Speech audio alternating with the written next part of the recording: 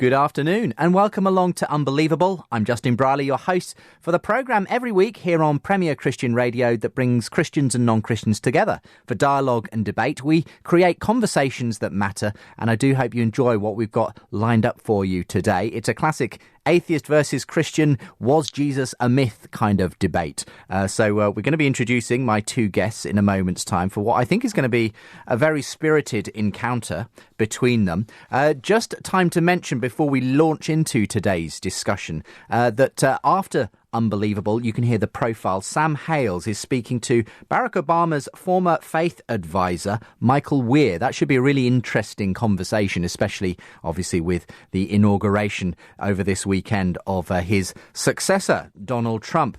Also, some very good news for those who have been and want to come again to Unbelievable, the conference 2017. The ticketing will be opening this coming week. So, premier.org.uk/Why Christ. That's the website to go to if you want to look out for that. Hoping for that to be open from about Tuesday onward this week. Unbelievable Conference 2017 is going to be themed Why Christ? Discover how Jesus is the answer to life, the universe and everything. And some brilliant guests joining us for that. Professor John Lennox returns after, I think, 4 or 5 year hiatus from being with us at Unbelievable the conference, but thoroughly looking forward to having John with us again. Andy Bannister will be there from the Solar Centre for Public Christianity, Beth Grove on Islam again, and a variety of other guests, including guests brought over with our conference partner again, the Christian Thinkers Society. Jeremiah J. Johnston will be joining us, and many more besides. And I hope you can be there too, and I'll be delighted to share more details about the conference in coming weeks. I will be actually speaking myself at the conference as well, because I'll be launching my new book as well. So Saturday the 13th of May, that's the date to put in your diary, and do check out the website when ticketing opens this coming week, premier.org.uk/Why Christ. Okay, time to get into today's discussion. You're unbelievable.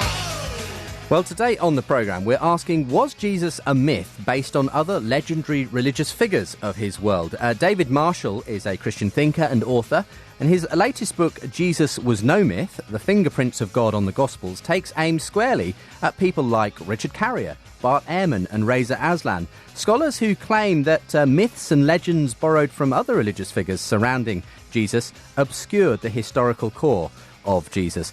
Historian Richard Carrier goes quite far, actually, and he says that Jesus never actually existed. Now, he's been on the programme a few years back making that case. At the time, he hadn't written the book that has since come out on the historicity of Jesus, why we may have reason to doubt. But we'll find out from him today why he believes that on the show, and what response David Marshall has for him in turn. I'll make sure there are ways you can access their books from links to today's show as well.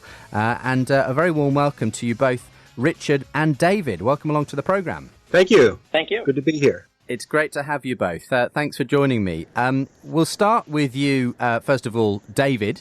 You're the one who got in touch about this book. It's just been released, and it sounds really interesting. I know it's had some glowing reviews from people like Craig Blomberg. Says David Marshall presents a rare combination of forms of expertise, historical Jesus research and a knowledge of ancient Mediterranean and Asian religions to demonstrate how distant the alleged parallels between the New Testament Gospels' portrait of Jesus and other religious figures of his world are.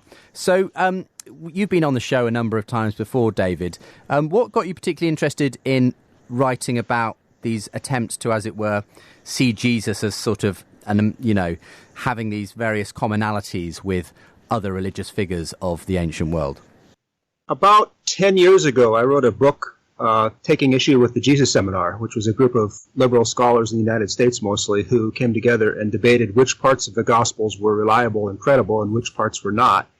And to do that, I analyzed the Gospels, and I discovered that they had 50 characteristics that they shared in common, which defined them as literary works. And when I looked at some of the parallels that the Jesus Seminar put forward to said that they saw as similar to the Gospels, I found that they did not share these characteristics at all, and that often scholars of the Jesus Seminar ilk were not recognizing what was in fact before their eyes when they were opening the Gospels and not seeing these very important characteristics that define the Gospels. Of those 50 characteristics, I found that 50 of them or 25 of them, about half of them, had to do with the historicity of the Gospels. And I believe strongly support the historicity of the Gospels. And so for this book, what I did was I took those 25 characteristics and then 5 more characteristics which other scholars have found in the Gospels that support their historicity. And I argue that these are the fingerprints of God on the Gospels, that they show that the Gospels are, in fact, credible. Now, there have been a lot of scholars like N.T. Wright and Craig Blomberg and Richard Bauckham who have argued for the general historicity of the Gospels. And I appreciate their work, but I think Jesus is no myth goes a couple steps further by finding a whole panoply of traits within the Gospels themselves which demonstrate their historicity pretty much beyond doubt. Not every single word, of course, but in a general sense. Could you maybe give us just an idea of one or two of those? I know you can't, it's a big book and you can't sketch them all out, but one or two ideas of how you've seen that kind of verification of the historicity of Jesus in the Gospels. Well, some of them are pretty basic, like how close in time the Gospels are to the events they record, whether they even claim to be historical, how the Gospels describe Jesus in a cultural sense, how they define Jesus culturally, and whether or not that's a credible picture, whether or not Jesus offers surprising non-platitudinous teachings, which, as G.K. Chesterton points out, is very, very rare among even great moral teachers in the ancient world, to be consistently creative and unique in how he teaches moral values. Well, let me put it this way. I'm a teacher, and as a teacher, I find that some of my students really stand out in the classroom, and they speak up, while other students are kind of go along with the flow, and they kind of listen to what their fellow students are doing. Well, the Gospels are like that, too. The personalities of a few of Jesus' followers really stand out, like Peter and Thomas to a lesser extent, and of course Judas and Mary Magdalene. This is something you wouldn't expect from a non-historical writing about the Gospels, but it's something that you do find in historical works, like, for example, the Analects of Confucius and things like that, where you have an actual teacher who's actually in the classroom or out in the Galilean countryside teaching his students, and a few of them really stand out. Another characteristic, to give another example, is the originality and depth and cultural transcendence of Jesus' teachings. Some of the characteristics are social.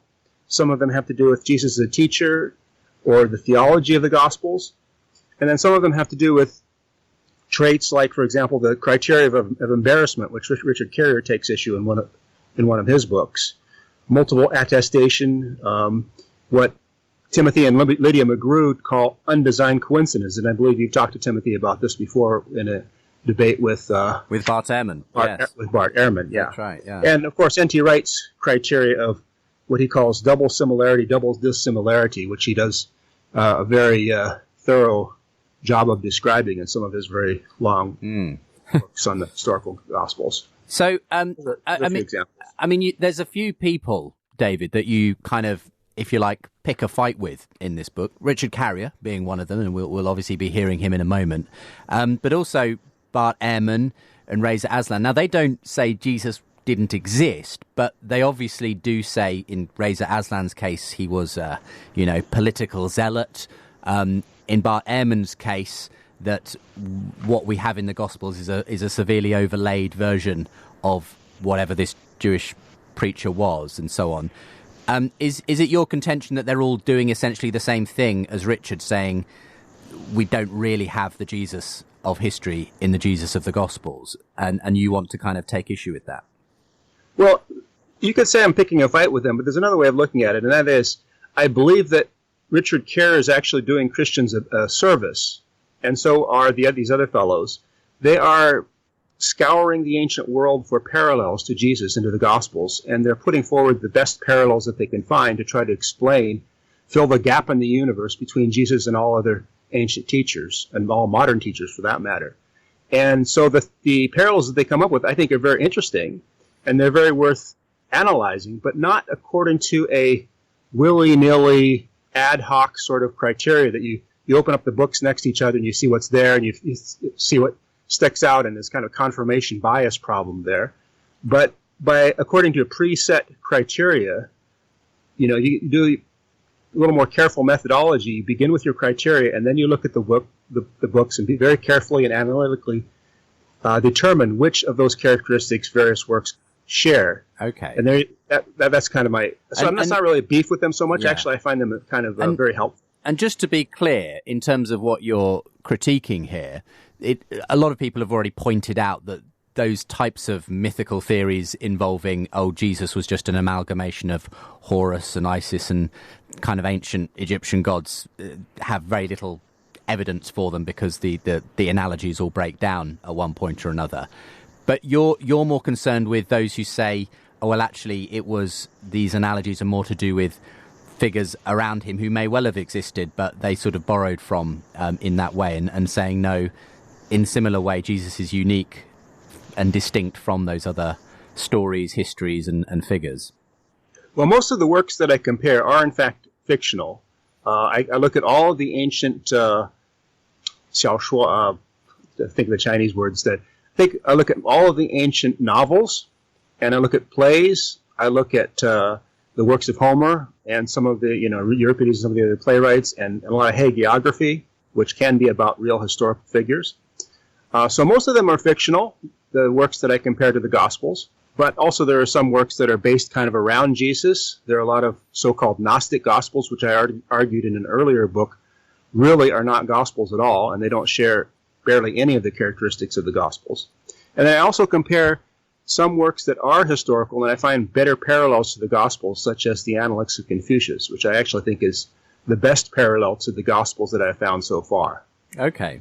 Good stuff. Thank you very much for introducing the book, David. Again, the book is Jesus Was No Myth, The Fingerprints of God on the Gospels.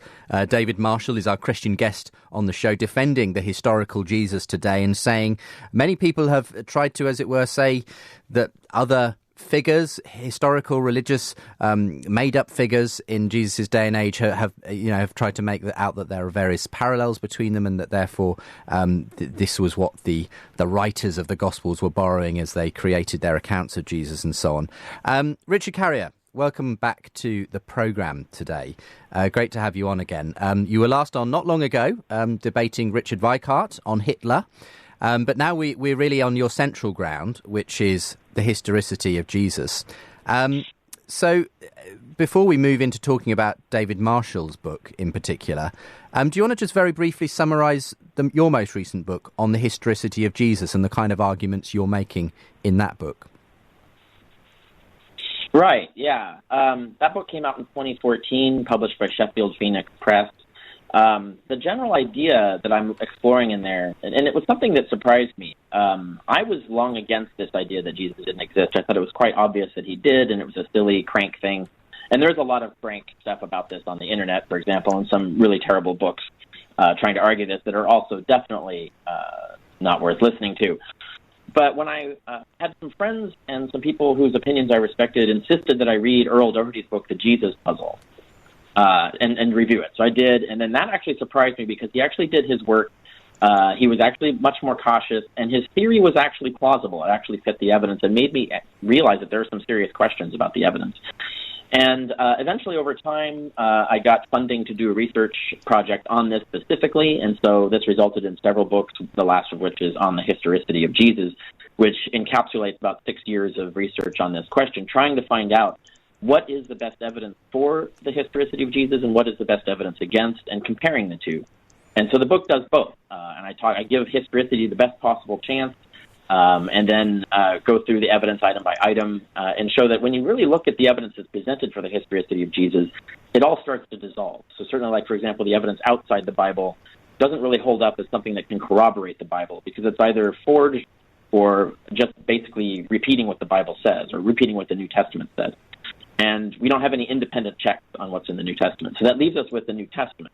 And that's really our only source for the historicity of Jesus. And what the New Testament gives us are a bunch of epistles. Once we exclude the ones that are recognized widely by mainstream scholarship as forgeries, all we have left are certain epistles that actually never clearly put Jesus on earth.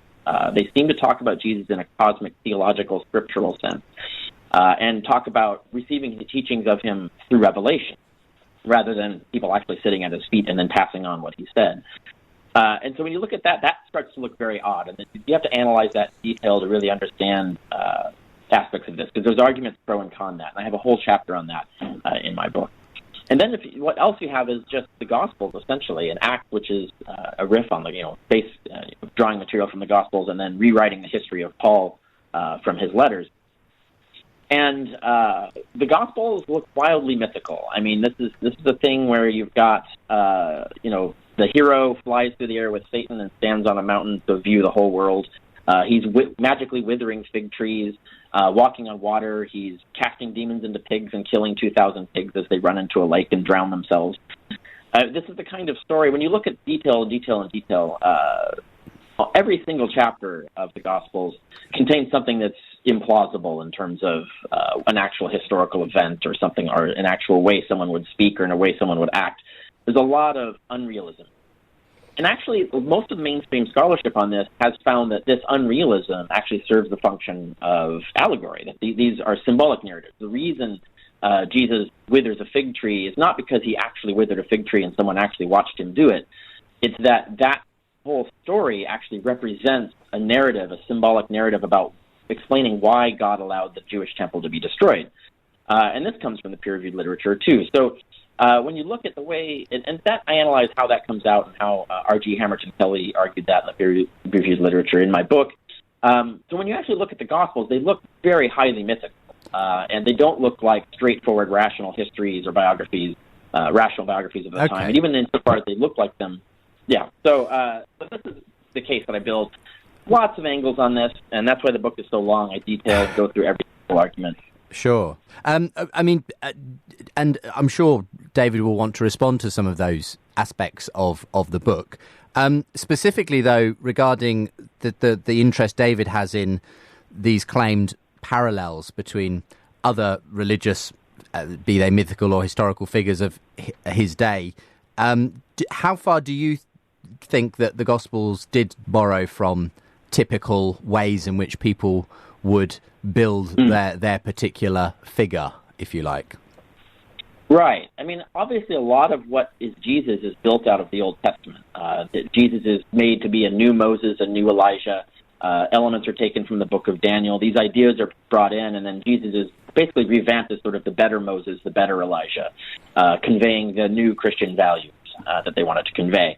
So there's a lot of borrowing from the Old Testament mythology as well. But there's also elements of the story that are drawn from popular literature and from the other salvation cults of the time. Savior cults were very popular at this during this era. And it's worth pointing out, one of the things I want to point out about Marshall's book is that I didn't find it a terribly useful read for someone who really wants to seriously analyze the debate on this issue, because he doesn't deal with the peer-reviewed literature hardly at all on these issues, and doesn't deal with a lot of the evidence that I present in the book regarding what these parallels consist of and what they don't consist of.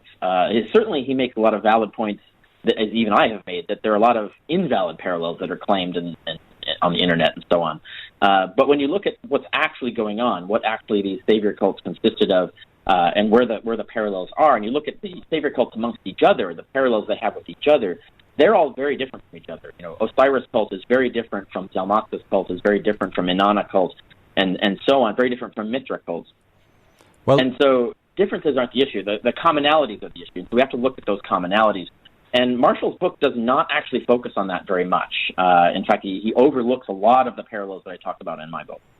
Okay, well, we've set the discussion up nicely there. My guests on Unbelievable Today, the show that brings Christians and non-Christians together for dialogue and debate every week here on Premier Christian Radio. They are David Marshall and Richard Carrier. David Marshall, author of a new book, Jesus Was No Myth, The Fingerprints of God on the Gospels, taking aim at people like Richard Carrier, my other guest on the show today, who says that Jesus never actually existed. And we'll be continuing this discussion in just a moment's time. If you want to get in touch about anything you hear on today's show, then do go online and find us there. You can find the links to the social media where you can get in touch as well from premierchristianradio.com/unbelievable. Links to past shows and more about my guests and where you can find their books. You can email in unbelievable@premier.org.uk and find us on Facebook at facebook.com/unbelievablejb. Twitter is @unbelievablejb.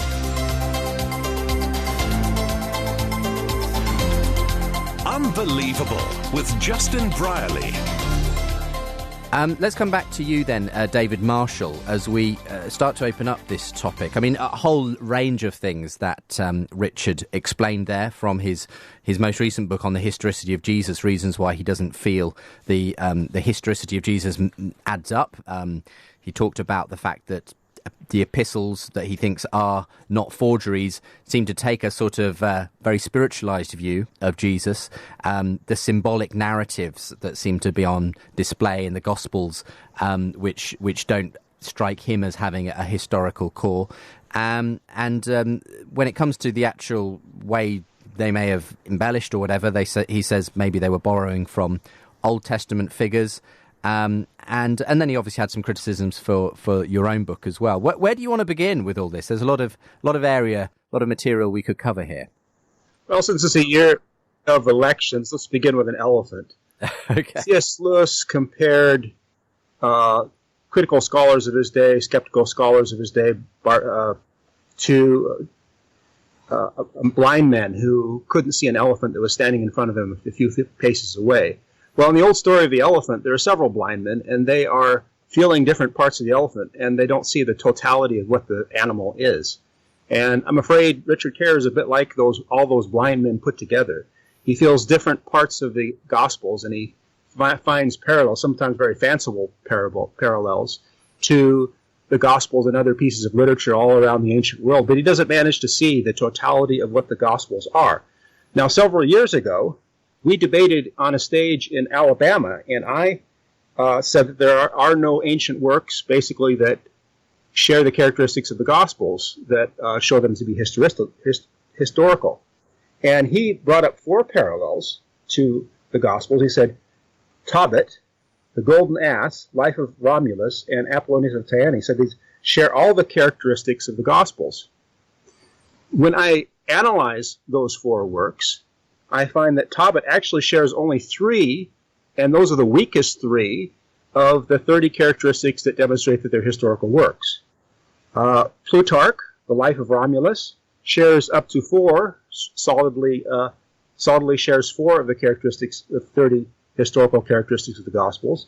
The Golden Ass shares 3 again, and Apollonius shares 4 of the 30 characteristics, including the weakest characteristic, which is merely that they're both stories.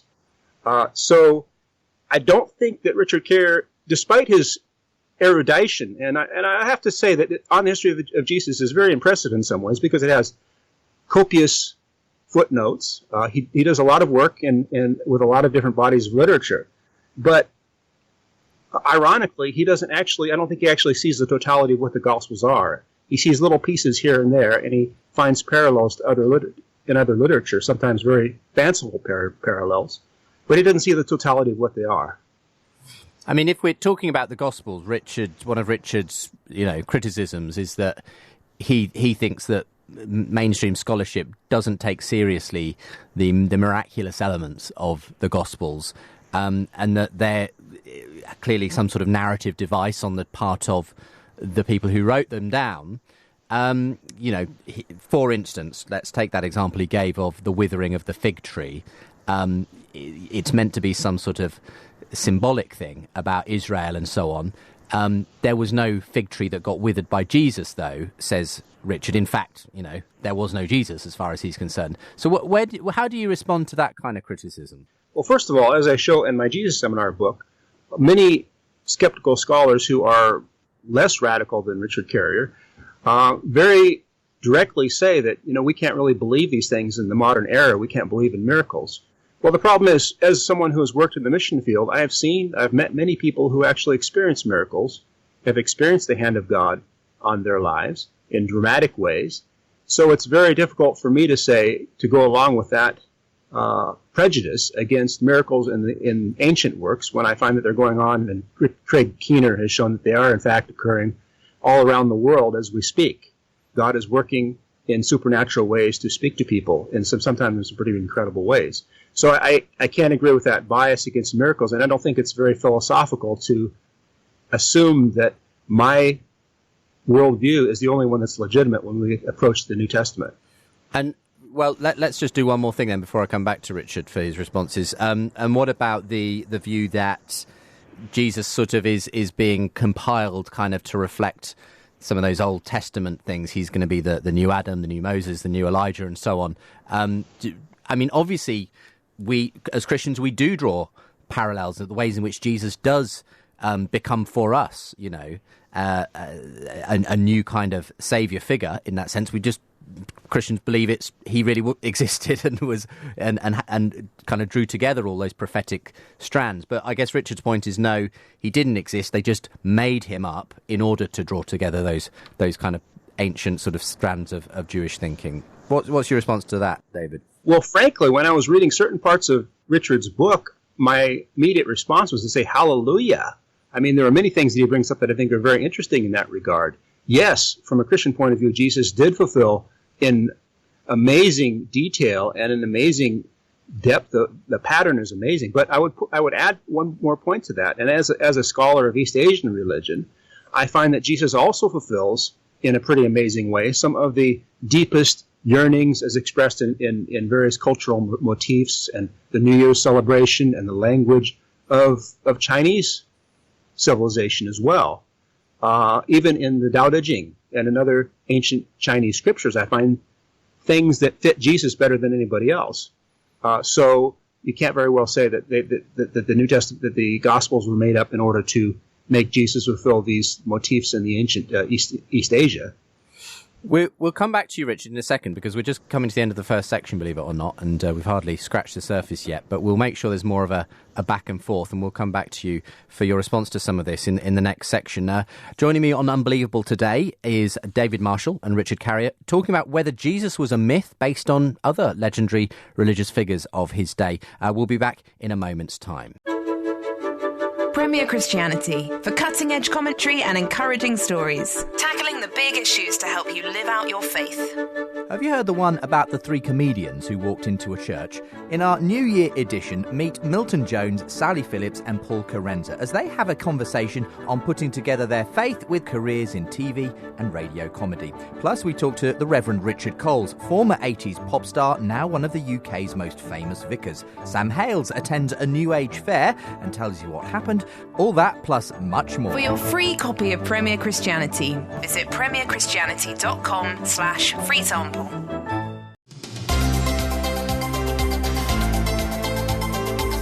You're listening to Unbelievable on Premier Christian Radio. Welcome back to today's programme, Unbelievable, with me, Justin Brierley. This is the show that brings Christians and non-Christians together for open dialogue and debate. Not comfortable listening all the time, especially if you hear someone like Richard Carrier talking about why he doesn't believe Jesus ever actually existed. But we always try and bring on people who are well-matched in terms of dialoguing and debating these issues. And today on the programme, David Marshall joins me, author of a recent book, Jesus Was No Myth: The Fingerprints of God on the Gospels. And they're going to be talking about whether Jesus was a myth based on other legendary religious figures of his day. And that's what David Marshall takes aim at in his latest book. If you want to get in touch with the programme, unbelievable@premier.org.uk is the way to email in. You can find us on Facebook and Twitter as well. And links there as well on the website to our show, to the podcast. You can rate us on iTunes if you subscribe on the podcast. We always like it when people do that. And lots more links, resources and other things as well. premierchristianradio.com/unbelievable. Let's jump back into this then. Richard Carrier, you're here as our mythicist on the programme today, and I know we're trying to cover a lot of bases here, but there were a number of different issues that David brought up in that last section. He says that when you had that debate in Alabama, that you claimed that there were all of these kind of characteristics that the Gospels shared with other mythical literature of the time, the Golden Ass, Plutarch's Romulus, Tobit, Apollonius, and so on. He says when you actually go and look at it, very, very few of these supposed characteristics are actually shared by the Gospels. He believes the Gospels are pretty unique in that sense, in the way they portray Jesus. Accuses you of a naturalistic bias in, it's just the fact you don't believe in the supernatural that makes you dismiss the miracle passages in Scripture. And frankly, he says, of course, why wouldn't we see those similarities with the Old Testament? But I also see lots of ways in which Jesus fulfills many other religious yearnings around the world. And again, this is evidence of the uniqueness of Christ in ways that no other religious figures are. So quite a bit to respond to there. Do you want to take those in order, Richard? Yeah, all religious figures are unique in some sense, so that doesn't really argue for their historicity. So I'm not even going to address that one. The issue of miracles, no miracle claim has ever survived scientific inquiry. The fact that Marshall just believes stories told to him that haven't undergone proper scientific inquiry, that to me is indicative of being a Christian apologist and not actually being someone like a dispassionate, objective scholar on this issue. The fact of the matter is, when we look at stories in any other religion that have these kinds of wild, fabulous events, we immediately recognize that as myth. We don't try to defend them as actually having happened. And we can't treat Christianity differently. We can't give it some sort of bias that we're not applying to other texts like this.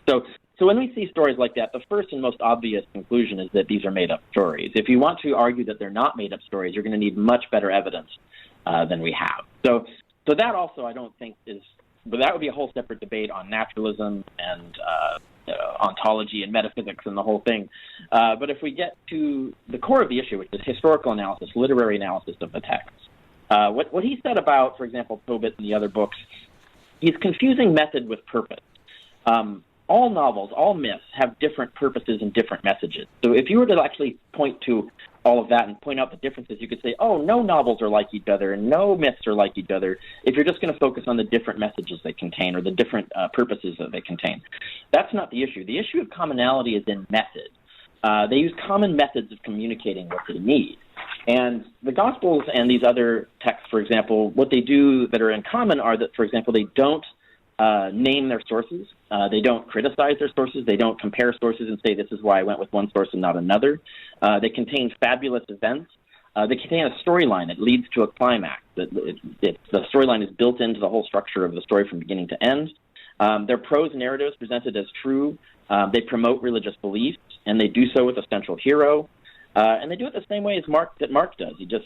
They tell the stories as if nothing is made up, as if it's just true. It's very different, for example, from Plato's dialogues, which the title of Plato's dialogues is A Fiction Of. So Plato's actually saying this is fiction, but it's just useful fiction.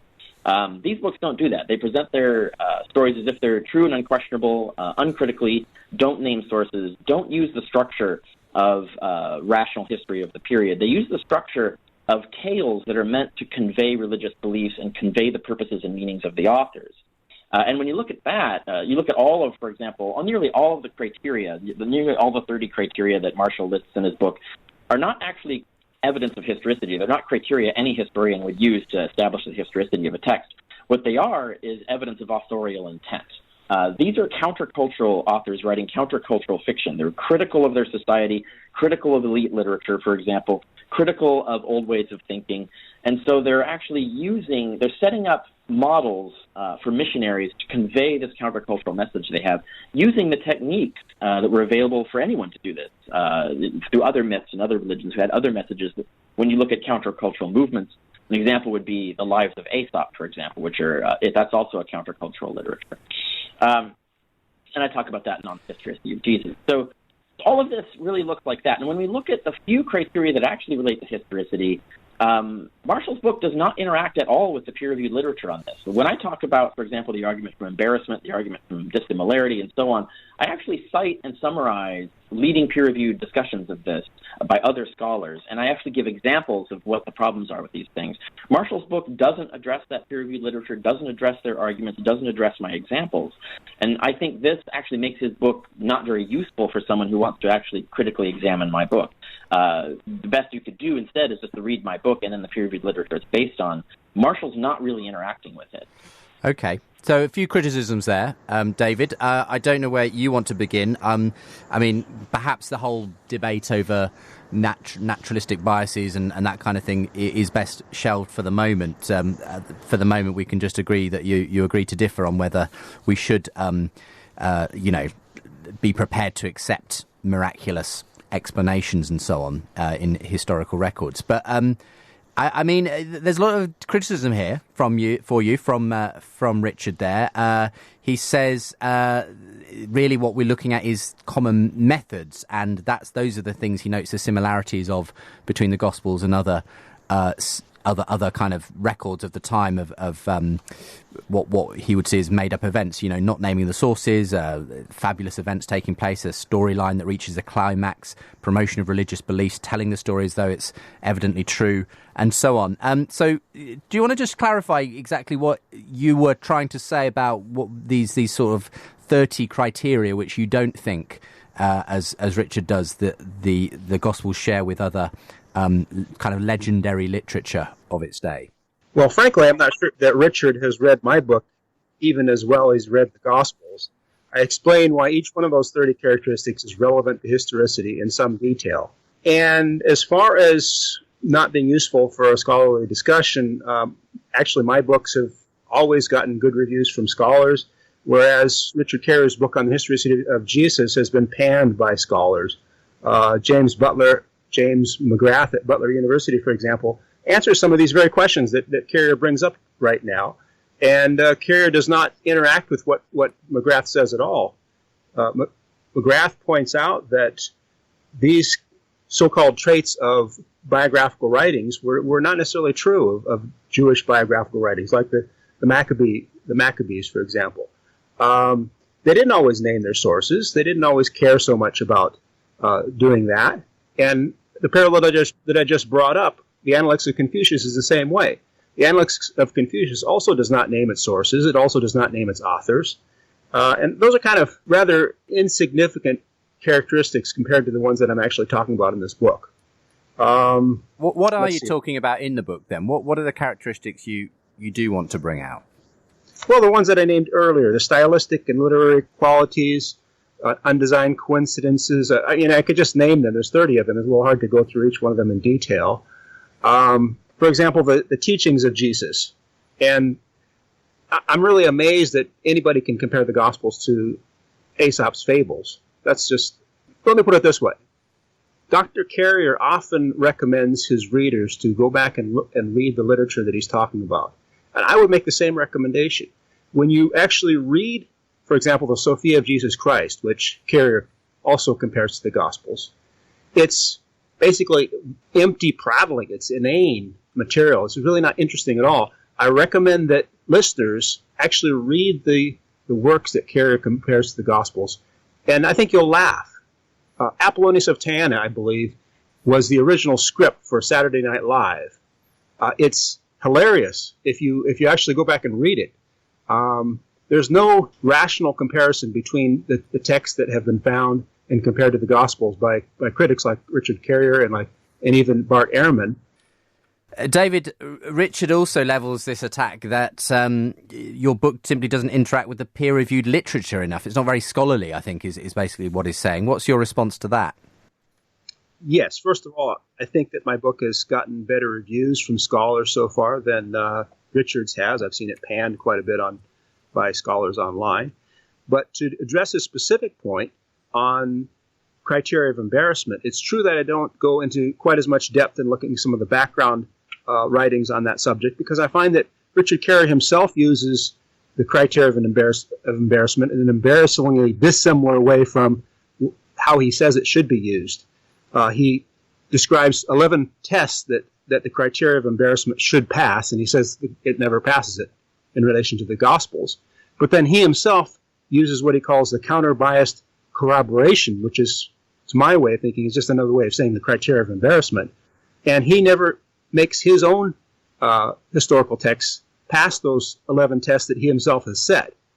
Even on page 400 of On the Historicity of Jesus, Richard Carrier, on the top of the page, he says, I've proven that the criteria of embarrassment is basically useless when it comes to the Gospels. But then in a footnote on the same page, he actually uses the criteria of embarrassment under a different name to discuss the historicity of the Gospels. So if he doesn't want to apply his own rule, then I don't know why anybody else should want to take that very strong. And I find that the criteria of embarrassment is in fact used in a much less rigorous way by other historians working in other fields anyway. Okay, well, the gloves have come off a bit here. Richard says that your book itself didn't get terribly good reviews from the scholars, and accuses you of sort of double standards here in terms of this issue of the criterion of embarrassment and whether you're applying it consistently. Do you want to answer that, and then any other further thoughts on the other issues that David answered when we came back from the break? Yeah. In point of fact, my book hasn't been panned by any mainstream qualified scholar. It hasn't been reviewed in the peer-reviewed literature. There's only one scholar who actually has any relevant qualifications who's panned it, and that's James McGrath. He's not done so under peer review. He's not done so in the academic journals. He's only done it on his blog. And in fact, he extensively lies about the content of my book. And I've actually documented his lies, how he's actually lying about the book. That's on my blog. So you can go to my blog and search the James McGrath name, and you can read all about the way that he is actually falsely representing what's in the book. So that's actually an extremely disingenuous remark to make. I think that's actually quite fallacious. I'm talking about the fact that you better interact with the peer-reviewed literature if you're going to actually make these kinds of claims. And David Marshall's book does not. He doesn't address any of the peer-reviewed literature on the argument, the criterion of embarrassment, as I did. I cite that literature extensively, I summarize it, and this is all in Proving History, my book, Proving History. I also, in Proving History, talk about when the criterion of embarrassment actually works and applies. I even give examples from the Gospels when it actually works and applies. It doesn't work and apply in a way that establishes the historicity of Jesus, but it does work and apply in other ways. And so his characterization of me as being inconsistent is simply false. If you actually look at the way I use the criteria, you'll see the consistency of it, and if you look in Proving History, you'll understand why and when these criteria apply. It doesn't apply, it doesn't work for the historicity of Jesus because the things we need to know to establish any actual embarrassment that applies to this case doesn't fit. And I talk about that even in Proving History in the context of, for example, statements against interest in courts of law. The same criteria and problems apply, that they just don't apply to the Gospels, because the Gospels, we can't establish what their sources are. We can't establish who was reading them or when. We can't establish their dates. We can't establish what was even embarrassing. We can't establish even if anyone argued against what was in the Gospels, because we don't get to hear any critics of the Gospels. None of that literature was preserved if any of it was written. So there are lots, that's a few other reasons. There's lots of reasons why this criterion doesn't work, and this isn't coming from me. This is actually coming from peer-reviewed experts, qualified experts in the peer-reviewed literature who've written about this repeatedly in various ways. And so if you're going to deal with this kind of criterion, you need to build on and critique and interact with the actual peer-reviewed literature that where we are now at the state of the question in the field. David Marshall's book doesn't do that. That's one side of it. Let's go to the other aspect of this, which is, again, the criteria that David invents. They almost all relate to stylistic and literary qualities, and that's a direct quote. Even he said that just now. But those criteria are not the criteria used by actual historians in any history field. They're not used by historians to establish a text as historical. Those are actually criteria, insofar as they're used at all. They're criteria for establishing authorial intent, the intentions of the author, in terms of what purpose or message they had, not necessarily with regard to whether the stories they're telling are actually true, but simply in regards to why they tell the story in that way rather than some other. And that doesn't really help us get through the historicity question. And that's why when you look at the peer-reviewed literature on the actual criteria used to get at historicity, they're very different kinds of criteria. And those criteria don't really work on the Gospels because of the nature of the text and the nature of the evidence that we have is different from other things we have, like, for example, the letters of Cicero, which are very different texts in many respects. And there are a lot of other things I find David Marshall often does this, where he says things that are generally false. I will stop short of calling him a liar on this, but let's just say, for whatever reason, he's made false statements. Sorry, what were you about to say then, David? I said he has before. He might as well do it now. Okay. But carry on, Richard. What were you about to say? Yeah. So, for example, he says that there's no parallels between the Gospels and Aesop's fables. That has nothing to do with what I said. I'm talking about the lives of Aesop, which are the biographies, the bioi of Aesop. And I actually have an extensive section on the Historicity of Jesus where I show point by point the parallels between the lives of Aesop and the Gospels of Jesus. So for Marshall to make that mistake suggests to me that he hasn't really carefully read my book. He isn't aware of the fact that I'm talking about the lives of Aesop. He isn't aware of the fact that there are extensive parallels that I document in there. And nowhere in Jesus is No Myth, nowhere in his book does he address those parallels. He doesn't talk about it. Another example is he brings up the Sophia of Jesus Christ. He doesn't tell you how I use that text. I actually don't use that text as a parallel for the Gospels in general. I use that text as an example of how Christians fabricated literature. I talk about that on the Historicity of Jesus. It's at the top of chapter 10. So you can see there I'm using it in a very different way than David Marshall has just characterized. Okay. So I find that very different. It's. I also use Apollonius. I don't use Apollonius of Tyana anywhere on the Historicity of Jesus. I don't use that as a parallel. So imputing that to me is also incorrect. Okay, quite a few criticisms of you there from Richard Carrier. David, he says you misrepresent him in various ways. He didn't use. He doesn't use Apollonius. You've got the wrong end of the stick with his reference to Aesop, talking about Aesop's lives and so on. Do you want to? And also this big issue of, he says, what you're establishing is not the historicity of the Gospels, but rather the authorial intent of the Gospels, and that does not establish the historicity. So, do you want to respond to some of those? Yeah, basically, I don't think Richard has had much time to read my book, so I'll give him a little bit of charity on that one. I don't think he's read carefully what I actually argue. It's certainly not true that most of the characteristics I discuss are stylistic or literary. Only 6 or 7 of them are out of 30, and those I explain why they're historically relevant. And Richard really hasn't interacted with any of those arguments. As for his use of the Sophia of Jesus Christ, I'll put that up on my blog. I've already have a transcript of our previous debate where he brings up Apollonius of Tyana, and that's really pretty normal. I mean, there are many, many skeptics who bring up Apollonius of Tyana as the closest parallel to Jesus because, frankly, they can't find anything any better. And I already mentioned several parallels that Richard brought up in our earlier debate, and dramatically how completely they fall short of a parallel to the Gospels of Jesus Christ. Now, Richard can say that the Gospels were borrowed from hither and yon from various sources, but he can't find any parallels to the Gospels. And frankly, it's pretty amazing because the Gospels of Jesus Christ have dramatically changed the world, and people around the world recognize their unique and powerful content. Jesus is a unique person. To give it a little bit of a personal story, let me put it this way. Several election cycles ago, there was a debate in the United States between vice presidential candidates Lloyd Bentsen and Dan Quayle. And Dan Quayle made the point to try to portray himself as kind of a second coming of John F. Kennedy. And Lloyd Bentsen made the very cutting response. Mr. Quayle, Senator Quayle, I knew John F. Kennedy. John F. Kennedy was a friend of mine, and Senator Quayle, you are no John F. Kennedy. And frankly, I think that whether you are an experienced scholar or whether you are a first-time reader to the Gospels, almost everyone who reads the Gospels intuitively recognizes the uniqueness of Jesus Christ. They recognize that they're confronting someone unlike anyone else they've ever met before. And I think what I'm doing in this book is analyzing some of the traits, that the fingerprints that we maybe can't perceive or recognize exactly what they mean, analyzing them historically, but intuitively, inchoately. I think that people generally recognize the uniqueness of Jesus, and so when they read some of the parallels that skeptics have scoured the ancient world for to find, The contrast is often shocking and sometimes rather hilarious.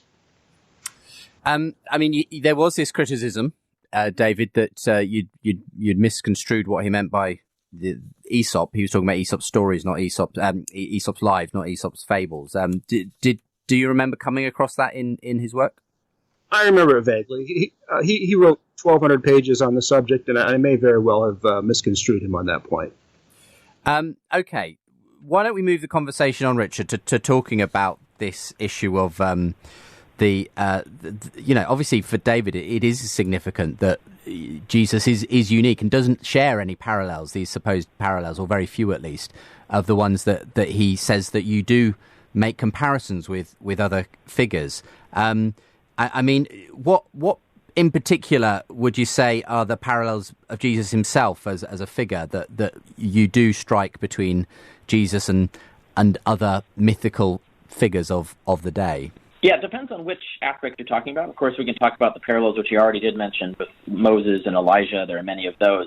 But if we're looking at figures outside that context, the whole model of Jesus has a lot of parallels with other deities that do similar things. And this actually ties back to the whole mystery religion aspect. And this is an example of what I've been talking about with regard to David Marshall's book.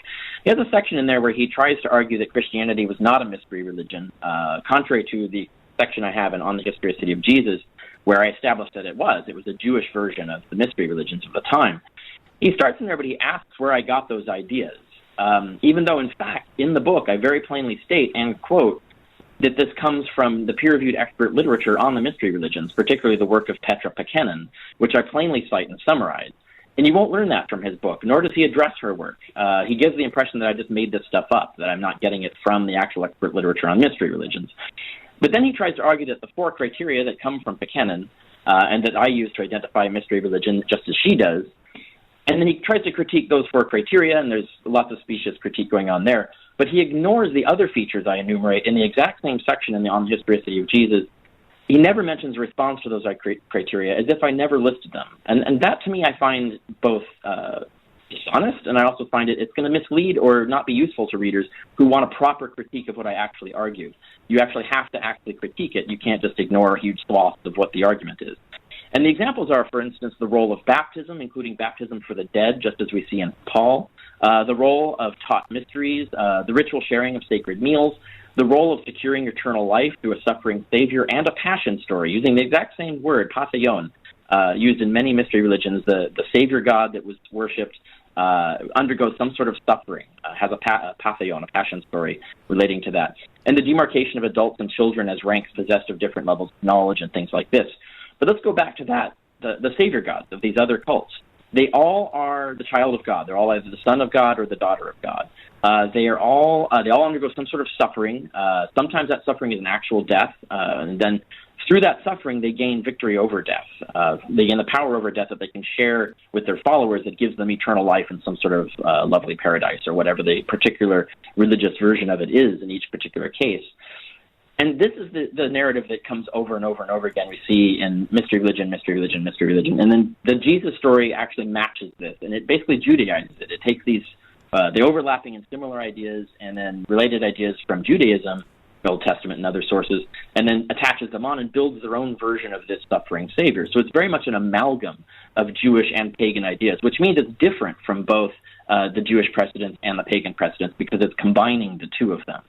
And so when we look at that, we see many different parallels that are of these generic types, these elements of the Son of God who undergoes some sort of suffering, often that's a death and resurrection, and then is able through that to convey this power to their followers through baptism. And this is a thing that we see time and again. Okay, so it's essentially a Judaized version of what were the common traits of mystery religions of that day and age, is what you're saying there. We'll come back to David for a response to that in the final part of today's programme. You're listening to Unbelievable, the show where Christians and non-Christians get together for dialogue and debate, listening to a scholarly, if sometimes somewhat rancorous argument today between my two guests. They are David Marshall and Richard Carrier, on both sides of the issue of whether Jesus was a myth or not. not. That's the view of Richard Carrier. Jesus was a myth, as expounded in his latest book on the historicity of Jesus. David Marshall's latest book is Jesus Was No Myth. I'll make sure there are links to both guests from today's website, premierchristianradio.com/unbelievable. Come back again in a few minutes' time and we'll hear the conclusion. Welcome back to the final part of this week's Unbelievable with me, Justin Brierley, the programme that brings Christians and non-Christians together for dialogue and debate, conversations that matter every week here on Premier Christian Radio as part of Faith Explored. And if you're listening this Saturday afternoon and you'd like to recommend the show to someone else, listen back, why not join the many people who podcast the programme, who reach it via the internet. All the links and much more available from today's website, premierchristianradio.com/unbelievable.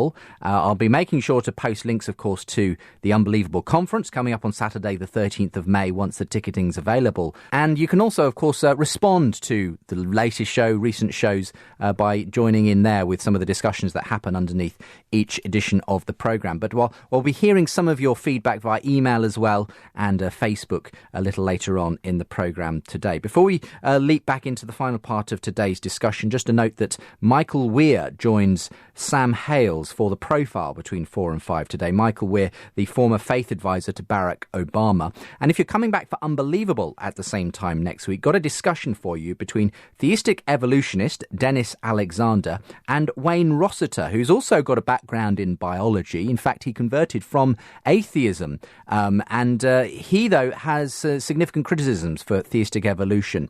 And you'll be hearing their conversation on the programme at the same time next week. For the moment, let's get back into the final part of today's show.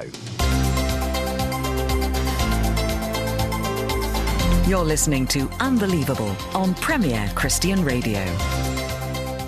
So coming back to you, David Marshall, we heard there Richard Carrier in that last section making a number of claims about the way that the Gospels and Christianity share a lot of the traits of mystery religions. He accuses you actually not really engaging properly with the peer-reviewed literature in this area. But for the moment, at least, he gave a number of examples of the way in which it appears that the life of Jesus parallels other aspects of mystery religions. Often the hero at the centre is involved in a death and resurrection and passes on his power through a sort of baptism and so on. And all of these, he says, kind of get worked into the Jesus and Christianity. Yes, certainly with a Judaistic kind of filter to them, but at the end of the day, we're looking at another mystery religion here. So what's your response to that? Why don't you agree with Richard Carrier on that front? Well, I think Richard's argument is ad hoc.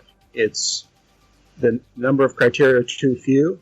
They are peripheral. They're not really to the heart of what a mystery religion is. And all four of them, all the four characteristics that he lists are very problematic and, in fact, incorrect. He says that, for example, or else they're irrelevant.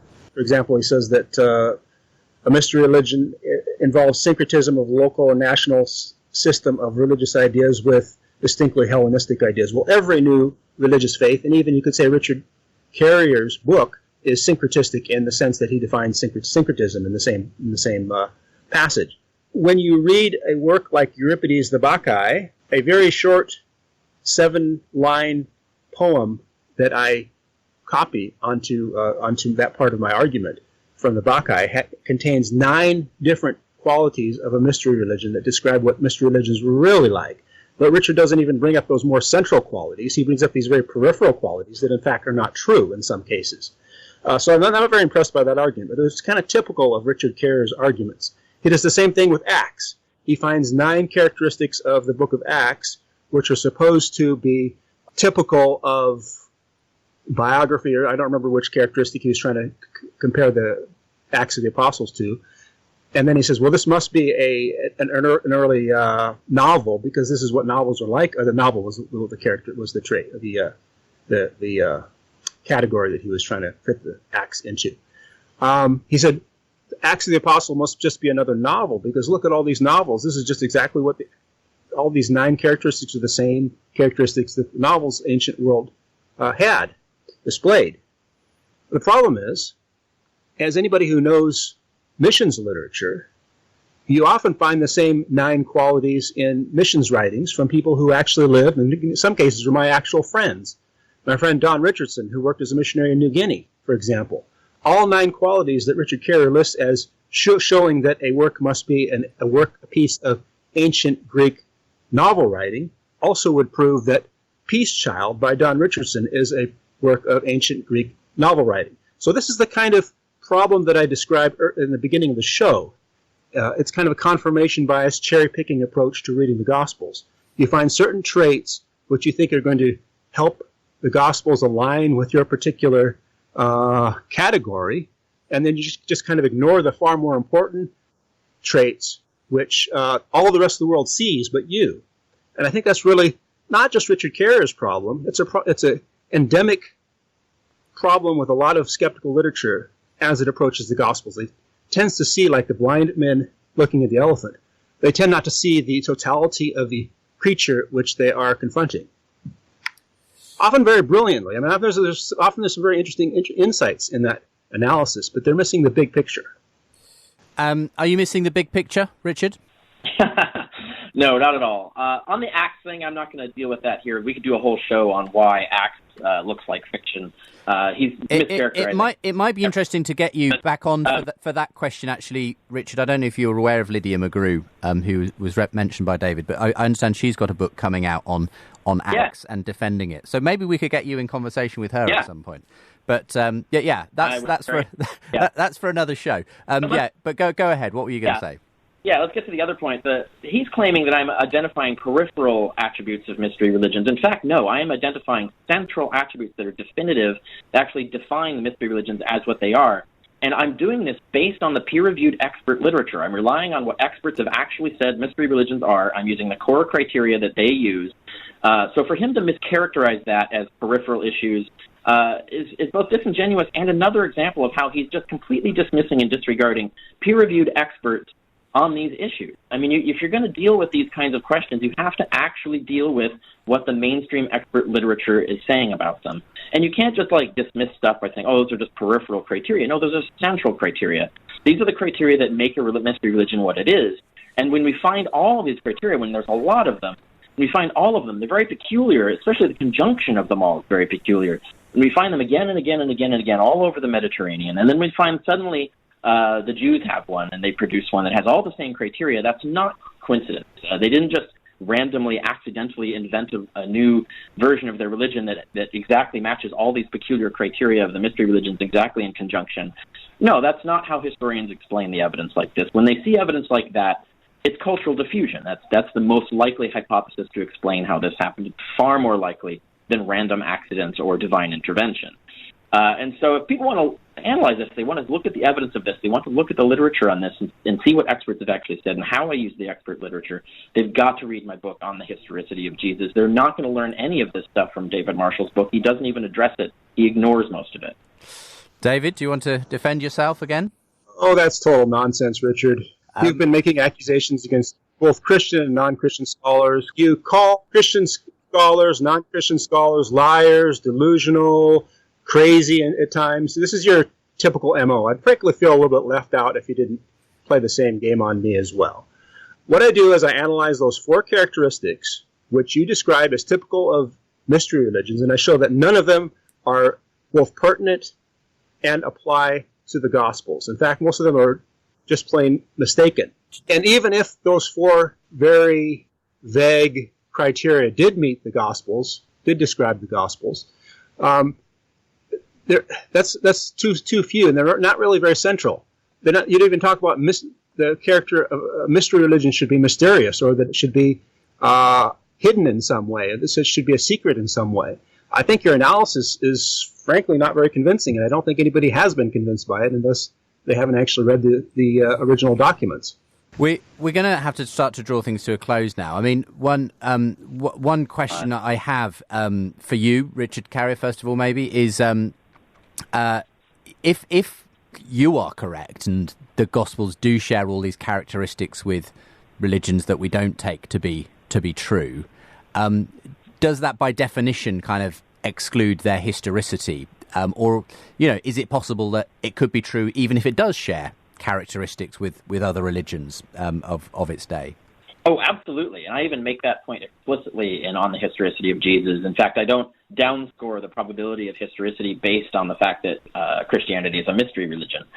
It could well be a mystery religion based on a historical figure. The relevance of that parallel is when you start looking at the construction of the literature and the construction of the religion, it actually makes more other explanations more likely than they would otherwise be. And I analyze that and show how that worked out in On the Historicity of Jesus. But I want to point out that I do extensively talk about mysteries and secrets and secret doctrines as an element of mystery religions. It's in there as one of the criteria when I talk about mystery religions. I extensively document that there were secret teachings within Christianity. So for David Marshall to say that I didn't address that is an example of this complete dishonesty about what I actually argue, and the fact that his book completely ignores that criterion and all the other criteria. He says these 4 criteria he picks are peripheral. No, they're not even the only criteria I list. They're 4 of a number of criteria, and he ignores the other ones. And all those criteria, including those 4 criteria that he's dismissing, come from the expert peer-reviewed literature.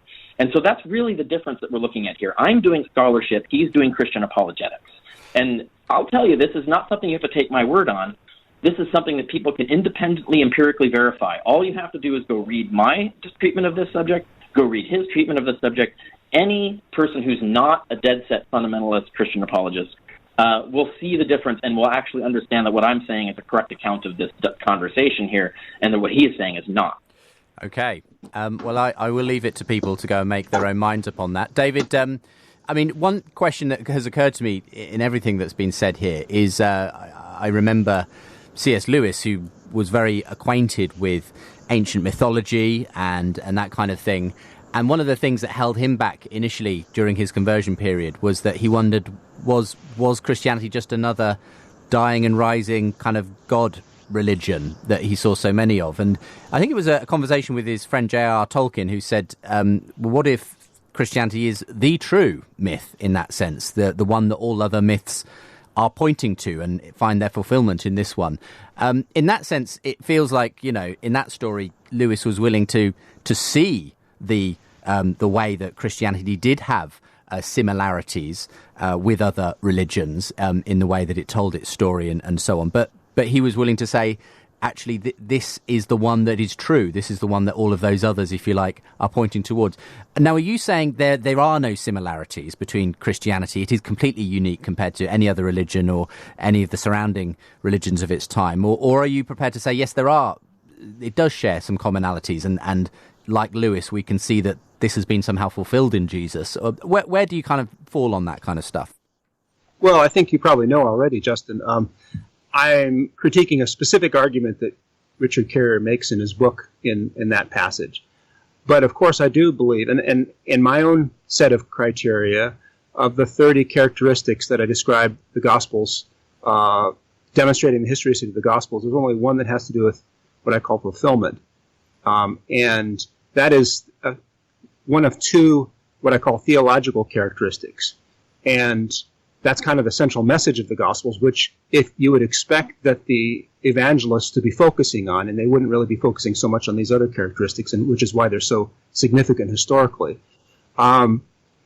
Yes, I believe that the Gospel is the fulfillment of Old Testament types and motifs and heroes, and I also believe that the Gospel is a fulfillment of truth in many other faiths and in many other religions. And I think that's one reason why the final chapter in my book is so significant, because I argue that not only does the Gospel fulfill myths and types within the Jewish culture and even within the Greco-Roman world, but also in the Norse world, in the Indian world, and in the Chinese world. And there's no credible line of causation or influence by which you could say that the authors of the Gospel had been reading, for example, the Book of Rites or the Book of History in ancient China, and that's where they got some of these ideas from. So, yes, I believe that fulfillment is very important for the Gospel, and I believe that the Gospel, Jesus comes as a fulfillment of mythological types and mythological themes around the world. And God knows what's in people's hearts. It would be a shocker, as C.S. Lewis recognized when he had that conversation with J.R.R. Tolkien, it would be a shocker if Christianity had absolutely nothing to do and no relationship with what people had been seeking for thousands of years. And G.K. Chesterton makes the same point. It would be why would one want to believe a religion that had nothing to do with what people were seeking for in their hearts? And so, yes, I believe the gospel does fulfill myth and dreams and visions from around the world, but these historical criteria, which I described 30 of, show that it is not just a myth, but it is a myth that has come true. We're going to leave it there. Thank you very much, David Marshall and Richard Carrier, for being my guests on the show today. Just time to give you ways to find out more about them both. richardcarrier.info if you want to find out more about Richard, and you can find out more about David at christthetau.blogspot.co.uk, and both links to my guests and their books from today's show, premierchristianradio.com/unbelievable.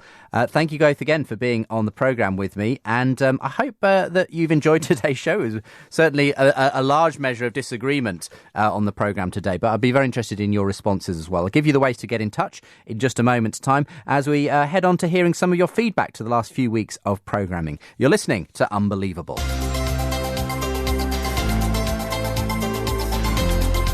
Unbelievable with Justin Brierley. Well, that did get awkward in parts, didn't it? Let's be honest. And if you want to get in touch about what you heard today, perhaps you've got a take on the conversation, the way it was carried out, and some of the content within it, do feel free to email in unbelievable@premier.org.uk. You can also, of course, leave me feedback via the Facebook and Twitter accounts at UnbelievableJB. To follow me on Twitter, leave your thoughts that way, or just get in touch and tell me what you're up to. Facebook.com/UnbelievableJB, where you can follow the show and various other articles that I post throughout the week that you may be interested in. I'm going to read out some feedback that's come in recently to some of those recent shows, including actually going back a bit, the discussion that Richard Carrier, who was with us today, had on Hitler and whether his sort of regime was inspired by Christianity, whether he could call himself a Christian even. That was in conversation with Richard Weikart, and we'll be seeing some of what you had to say about that. Just a quick mention before we get to some of that feedback, that Ed Atkinson, who is one of the people who chairs the Unbelievable Skeptic and Christian Discussion Group, wants to let us know that the next one happens on the 13th of February at 7:30pm. A new venue, Somers Town Coffee House, 60 Cholton Street, near King's Cross in London. Despite the name, it is actually a normal pub. They're going to be doing what they do, try and do every month, which is have a speaker and then have a discussion time with both Christians and skeptics engaging with one another. So if you can make it there, that's the 13th of February at 7:30. Heather Tomlinson this time will be speaking on Are Human Beings Fundamentally Good? Ed says, I'm excited about this, and I imagine the non-Christians having a more heated discussion between themselves than with the Christians. So more details as ever at the meetup.com website. Just search for the Skeptic and Christian Discussion Group on meetup.com. Thanks to Michael A. Leonetti, who got in touch to say he started listening to the programme recently. He's from Long Island in New York. Just wanted to write thank you for doing the show. Heard you first on the Eric Metaxas show and quickly got hooked. You're one of the 3 podcasts that I have time to listen to. Your show is transforming the way in which I think about engaging with people of different beliefs. I owe a great deal of thanks to you. Also, my best friend Ryan had recently out of the blue recommended your show to me as something he really likes. He didn't know I was listening to it for quite some time before he recommended it. I'd like to use your concept of hosting and engaging people on your show in a more local setting in the church. I like the way you mediate and host. Also, I'd be interested to hear in more detail about how you came on this journey to have debates like this. I'm not sure if you've covered it publicly anywhere. If you're ever about in my neighbourhood and you can suffer meeting a random stranger or two, let me know. I'm very close to Manhattan. My wife is half English, so I'm sure that gives me some credibility, although I'm sure you're very busy. No worries either way. Michael, lovely to get that email from you. Well, I was obviously in New York when I was on the Eric Metaxas show. That's where it broadcast from. But no immediate plans to return. So, but if you're ever in my neck of the woods, feel free to get in touch. Who knows? But in any case, yeah, I mean, as far as how I came into the whole story of hosting Unbelievable and, doing it for over 10 years now. Something I actually cover in some detail in the book that I've been working on and which will be released in around May time. So if you fancy reading about it, you'll be able to do it there. I have told the story once or twice in shows over the years as well. So as you make your way through the back catalogue, you might hear me mention it there as well. Tom gets in touch to say, I fairly recently watched your video entitled How a Dice Can Show That God Exists. I really wanted to respond but couldn't articulate my ideas clearly enough. This gentleman has, though, and you put me onto a link to Cosmic Skeptic. He's a young atheist YouTuber who has done a response video to my dice video. It's basically a video making the case for the fine-tuning of the universe and God, which I've watched, and it's very impressive. Good, interesting response to the video. I disagree, obviously, with much of what he has to say, but I have asked Cosmic Skeptic if he'd like to come on the programme to talk about it at some point. So we'll see if we can set something up in due course. Tony in Boise says, my goodness, the discussion about Hitler being a Christian is ridiculous. Okay, so we're on to the Hitler, was he a Christian debate of several weeks ago now. Anyone can call themselves a Christian. That doesn't mean they are one. That's like saying someone who truly believes they're George Washington must be because he powders his hair, has false teeth, is 6'2", a fine horseman and lives in Virginia. Sorry for the American analogy. The Bible's clear about what a Christian looks like, and it isn't Hitler. Jesus said, if you love me, you'll keep my commandments, which is to love people, including our enemies, not murder them. Thank you, Tony.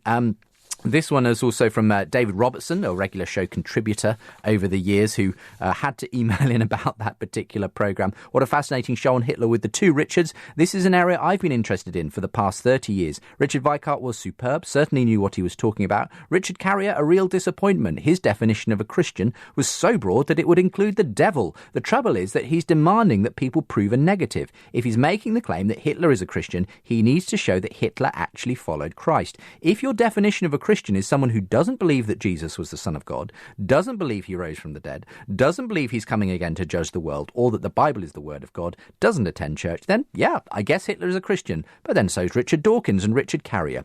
OK, thank you very much, David. And another one on this, Paul said, I was listening to the show on Hitler's religion. I read a bit on this topic, most notably Hitler's Cross by Erwin Lutzer, and of course have heard both atheists and Christians charge that he was everything from a Christian to a Darwinist to a Nietzschean atheist. The conclusion I've reached is that Hitler was simply insane, so his religion or worldview doesn't really enter into it. I think a far more fruitful line of discussion is to focus on the social, philosophical and religious forces that enabled someone like Hitler to come to power and lead a nation to commit such heinous atrocities. Living in an increasingly polarised USA right now, I think these are important discussions to be had. In any case, keep up the excellent work. The world needs more spaces like Unbelievable for thoughtful debate and meaningful conversation. Any chance you're developing an American or Canadian protege? I'm about to exhaust the back catalogue and I'll need something to fill the void between your weekly shows. Thanks.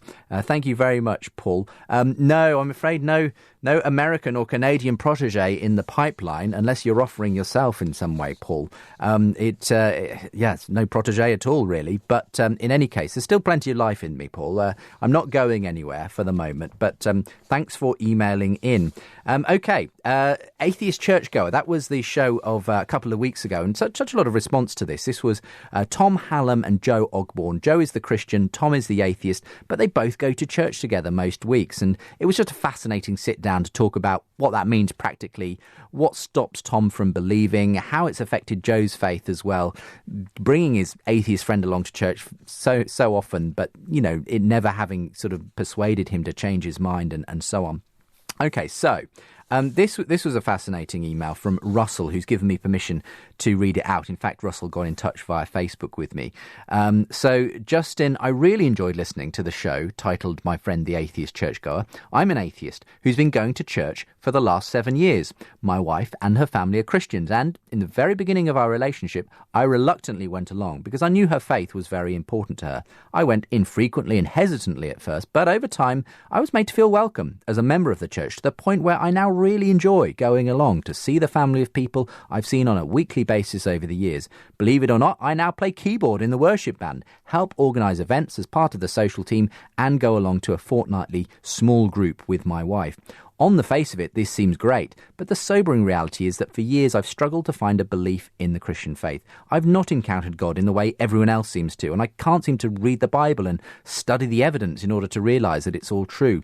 Like Tom, I feel quite frustrated when I hear people say, I sat at the back of church and the music started and I felt something stories. I too really feel like I've tried. I have done the Alpha course. I have prayed the Doubter's Prayer and been prayed for by others. I've studied the Bible. I've delved into C.S. Lewis. I've gone to Christian festivals and events. I listen to your podcast frequently.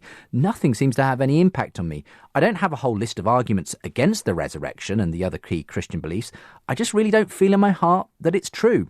I question if anyone can really choose what they believe in. For now, I'll keep exploring the faith, enjoying the church, and eventually find out, I hope, if those that seek really do find God. All things considered, your podcast is great, and I will continue to listen and enjoy it. Russell, thank you. It's such an honest email, and I feel so torn reading your message there, because you've done everything it seems within your power to reach out to God and say, I'm here. If it's true, just do something in me, And I honestly don't know what the answer is for someone in your position, Russell. All I can commend you for is that you've been so willing to support your wife in her faith, and to the extent of obviously getting so involved in the church. And perhaps it's not more evidence that's needed. Perhaps something else is a revelation. I think you mentioned in another message to me that the pastor of your church had talked about the fact you need a revelation more than information at this point. And who knows? But I hope this doesn't sound patronising in any way, Russell, but I will be praying for you, as I pray for many people who get in contact with me through the show. And lovely to hear from you in any case. Atheists come in all shapes and sizes, and there are many who are very open, it would appear, to the claims of Christianity, whereas others perhaps seem very closed off. And if I've learned anything in doing this show for over 10 years, it's that you can't pigeonhole people, and there really are all kinds of different people on atheists, but atheists of very different kinds. In any case, lovely to have you with me for this week. I hope you can come back at the same time next week for a discussion, this time between two Christians. You're unbelievable. Because I'll be sitting down with Dennis Alexander, one of the leading voices in theistic evolution here in the UK, and Wayne Rossiter, who's from the US. He was converted from atheism to Christianity, has a background in biology, but has some serious issues with Christians adopting theistic evolution. He was certainly convinced of evolution at one time in his life, no longer so for a variety of reasons. We'll be finding out why and about his book In the Shadow of Oz. Look forward to seeing you again at the same time next week. Coming up next, The Profile.